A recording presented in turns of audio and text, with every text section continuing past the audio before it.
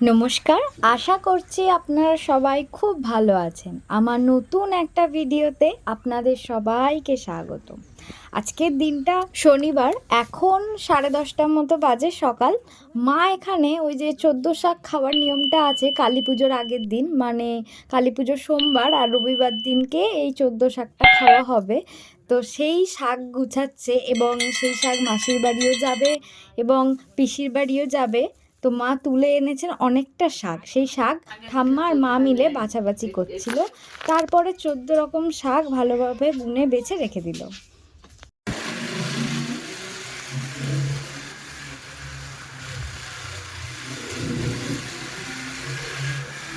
এখন সন্ধে ওই 6:45 মতো বাজে। আমরা হাটে যাওয়ার উদ্দেশ্যে রওনা দিয়েছি, মানে আমাদের এখানে যে নেপালগঞ্জ হাটটা আছে তার আগেও একটু পেট্রোল পাম্পটা ঘুরে তারপরে হাটে যাব। হাটে কিছু কেনাকাটা করার আছে। নেপালগঞ্জের হাটটা যেহেতু সোমবার, বুধবার আর শনিবার থাকে, তো আজকে শনিবার আর কালী পুজোর বাজারটার ভিড় আপনারা চোখের সামনে দেখতে পাচ্ছেন। ভীষণ ভিড় হয়েছে। আমরা কিছুটা শশা নেব আর তার আগে ফুলকপি, একটু সবজিপাতিও নিয়ে নিয়েছি, কারণ কালী পুজোর দিনকে আমাদের এখানে যে ক্লাব আছে সেখানে আমরা সংকল্প করব।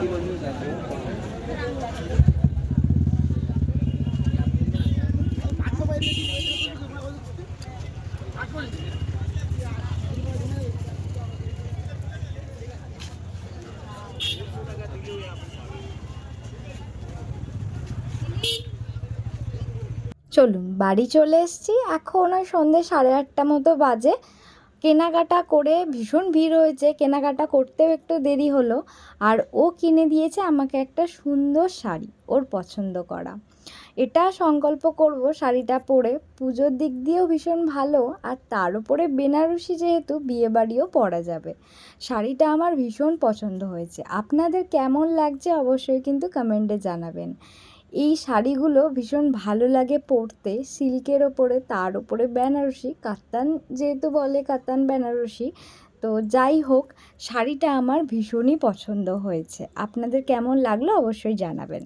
এখন ওই 9:30 মতো বাজে। আমি মায়ের এখানে এসেছি বাজারগুলো নিয়ে, কারণ মা সবজি বাজার যত যা কিছু সব কিছু সুন্দর করে গুছিয়ে রাখবে ফ্রিজের মধ্যে, আমি দিতে এসেছি।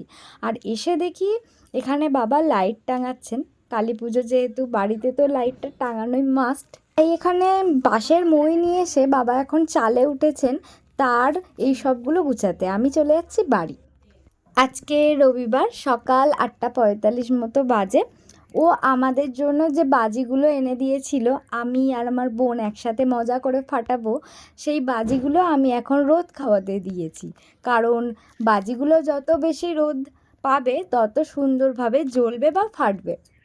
তাই এখন ভালোভাবে রোদ খাওয়াতে দিয়েছি। আজকে যেহেতু কালী পুজোর আগের দিন, আজকে সেই 14 শাক খাওয়ার নিয়ম। আমি সকাল সকাল মায়ের কাছে চলে এসেছি সেই শাক নিতে। আজকে আমাদের বাড়িতে নিরামিষ রান্নাটাই হবে, কারণ আমরা দুজনেই কালকে সংকল্প করছি কালী পুজোর। আর আজকে আমি আমরা নিরামিষই খাবো, আর কালকে তো উপবাস থাকবো। আর এই শাক জিনিসটা মা খুব সুন্দরভাবে বাছে এবং কাটে, তাই ছোট্ট ছোট্ট করে কেটে নিয়েছে।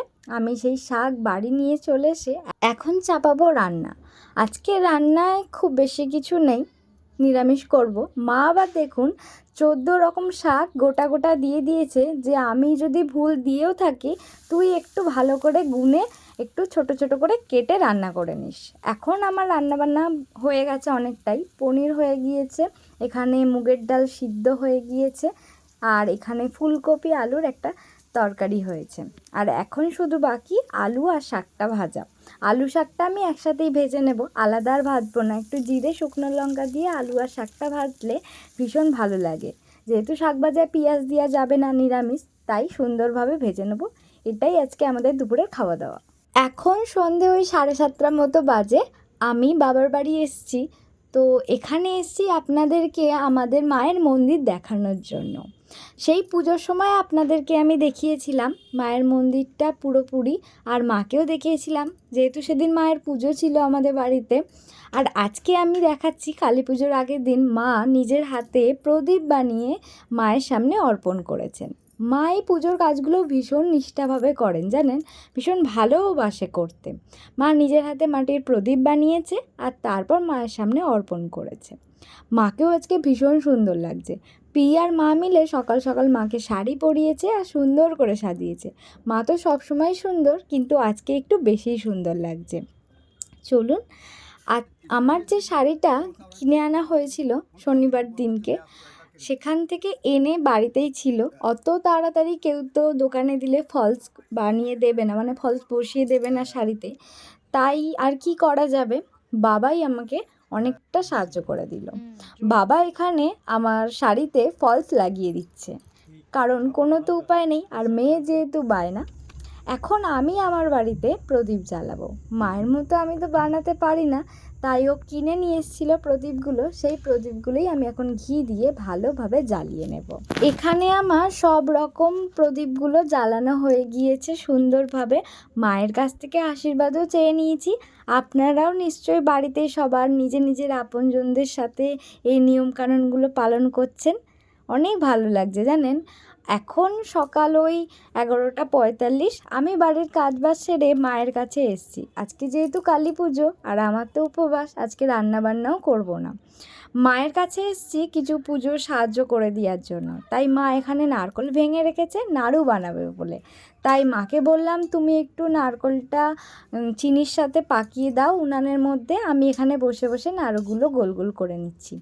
কিন্তু করতে গিয়ে দেখেছেন আমার হাতের অবস্থাটা ভীষণ গরম, আর এটা তো গরম গরম করতেই হয়।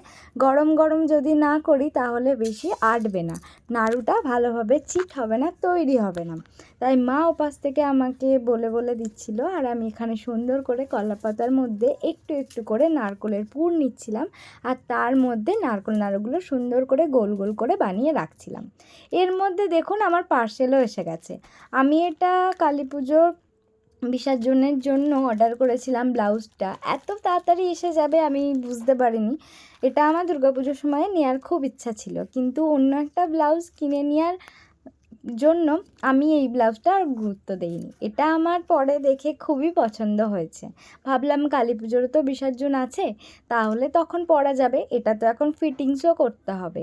এটা যতই 32 সাইজ হোক, আমার তো একটু ঢিলা ঢিলা লাগছে, তাই এটা ফিটিংস করিয়ে নেবো জানেন। এটা দোকানে দিতে হবে। আশা করি কালী পুজোর বিসর্জনের মধ্যে আমি ব্লাউজটা আবার আমার হাতে পেয়ে যাব। আপনাদের কেমন লাগলো অবশ্যই জানাবেন কিন্তু।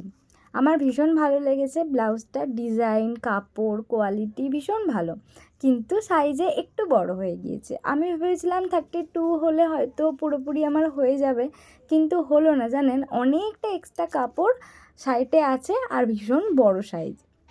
এখন সন্ধে হয়ে গিয়েছে, পুজোয় বসতে হবে, তার জন্য আমি তৈরিও হয়ে গিয়েছি। কিন্তু মা যখন পায়ের দিকে তাকিয়ে বললো, কী রে পুজোয় বসবি, আলতা পরিসনি? তাই জন্য আমি আবার কি করলাম, আলতা পরতে বসলাম। এই আলতা জিনিসটা আমি মানে হাত দিয়ে আঙুল দিয়ে পরতে খুব ভালো পারি, মানে সুবিধা হয় আর কি। কিন্তু এখন দেরি হয়ে গিয়েছে, মা বলছে হাতে আর লাগাস না, ব্রাশ দিয়ে পরে নে। আমি ঠিকঠাক মতো ব্রাশ দিয়ে পরতে পারি না, চারিদিকে হয়ে যায় জানেন। আর এখানে বোন আরও খুব পাকামি করছিল।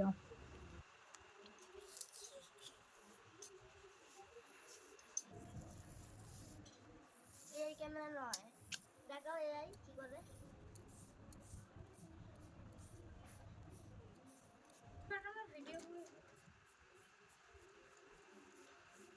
আমাদের উল্টা আমাদের বাড়ি আছে জানো তো, কোথায় ঢুকে আছে। আমি কালকে দাঁড়াও পুরো আলমারিটা গুছাবো, সব বের করে।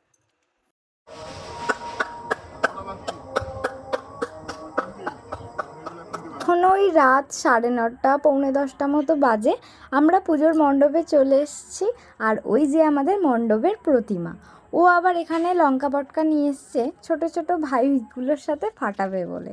তাই ওই ভাইটার সাথে ও লঙ্কা পটকাগুলো ফাটিয়ে নেবে। এখানে সবার সাথে মজা করে বাজি ফাটাতে খুবই ভালো লাগে। বাড়িতে একা একা ফাটানোর থেকে সবাই একসাথে যখন থাকি তখন বাজি ফাটাতে ভীষণ ভালো লাগে। আর আমি চোখের সামনে দেখছি, আমি এখনও পর্যন্ত সাহস পাই না, কিন্তু ওই যে ছোটো পুচকেটা, ও কি করে হাতে লঙ্কা পটকাগুলো জ্বালাচ্ছে। তাই দেখে আমি ওকেও বলছি যে সত্যি ওর অনেকটাই সাহস হয়েছে, আমি এখনও পর্যন্ত পারি না জানেন।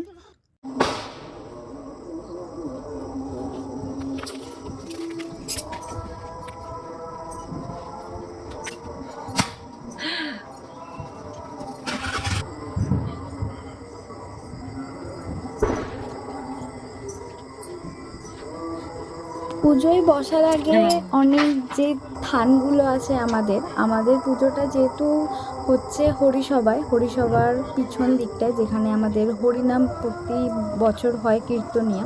আপনারা যারা আমাদের আশেপাশে আছেন তারা দেখেই চিনতে পারবেন, তাদেরকে আর বলে দিতে হবে না। তো এখানে আমাদের প্রতি বছর কীর্তন হয়, আর তার সামনেটা পিছন করেই মায়ের মণ্ডপটা সাজানো হয়েছে, ওখানেই হবে আমাদের কালী পুজো। তাই প্রতিটা থানে আমি প্রণাম করে নিচ্ছি, তাদের কাছ থেকে আশীর্বাদ নিয়ে নিচ্ছি। আজকে যে আমরা সংকল্প করব পুজোর জন্য, সেটা যেন আমাদের সম্পূর্ণ হয় সুন্দরভাবে, ভালোভাবে আমরা পুজো করতে পারি। তাই তোমরা আমাকে আশীর্বাদ করো। তাই আমি ভগবানের কাছ থেকে সুন্দরভাবে সবাইয়ের জন্য আশীর্বাদ চেয়ে নিচ্ছি।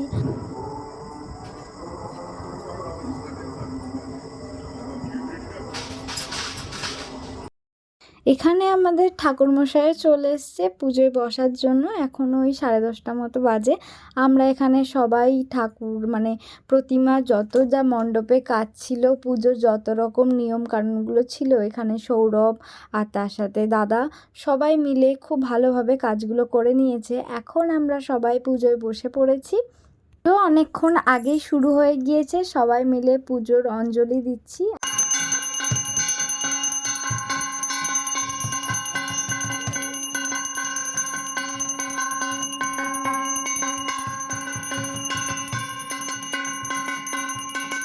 পুজোর মাঝামাঝি তখন আরতি হচ্ছিল। আরতি হওয়ার সময়ই 28টা প্রদীপ জ্বালাতে বলেছিল ঠাকুরমশাই। আমরা দুজনও জ্বালিয়েছি এবং প্রতিটা ক্লাবের সদস্য যারা ছিলেন তারাও একটা একটা করে প্রদীপ জ্বালিয়েছেন। এখানে সবাই আছে সুন্দরভাবে হুম দেখছেন, ঢাকও বাজাচ্ছে, ভীষণ ভালো লাগছে। জানেন, হুম জিনিসটা আমার আগাগোড়ায় ছোটোবেলা থেকে ভীষণ ভালো লাগে। আরও কাছ থেকে বসে আছি, ভীষণ ভালো লাগে। ওই যে তাপটা যায় না, শীতকালে আরও ভালো হয়। এবারে যেহেতু পুজোটা অনেকটা এগিয়ে এসছে,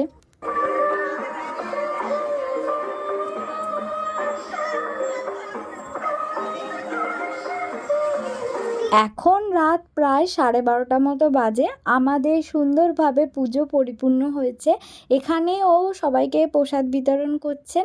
আর আজকে তাহলে আসি, আবার আপনাদের সাথে দেখা হবে। ভালো থাকবেন, টাটা সবাই।